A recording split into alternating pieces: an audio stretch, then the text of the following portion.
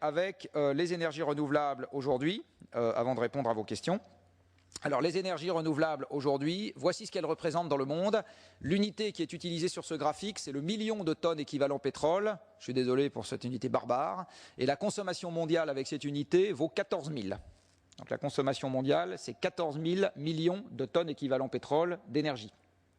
Là-dedans, vous voyez que la première énergie renouvelable, et de très loin, c'est le bois, qui fait à peu près 10% de la consommation mondiale d'énergie.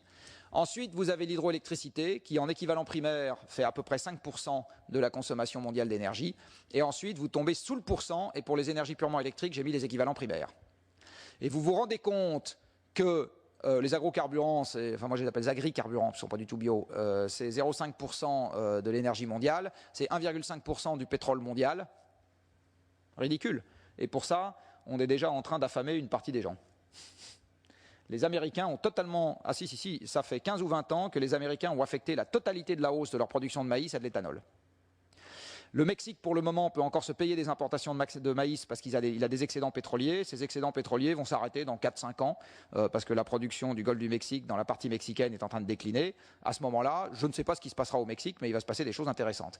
Donc, aujourd'hui, il y a une pression sur les cultures vivrières évidente due aux agrocarburants, absolument évidente.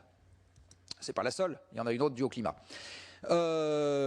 Évidemment, là j'ai une partie de la réponse à une autre question que vous m'avez posée. Est-ce que ça vaut le coup de mettre des tarifs de rachat exorbitants là-dessus et là-dessus quand on a un problème sur quelque chose qui vaut 50 ou 100 fois ça? Ma réponse est non. C'est du gaspillage d'argent. Non, ça ne sert strictement à rien. Si, ça sert à se faire plaisir. Dit autrement, tant qu'il y a de la croissance parce qu'on a plein de gaz, de charbon et de pétrole, ça sert à se donner bonne conscience en recyclant 3 surplus.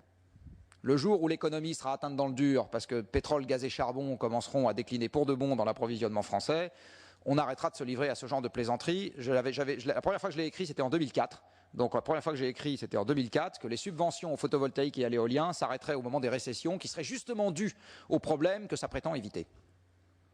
Et je crois que nous y sommes. Voilà, donc voilà un petit panorama.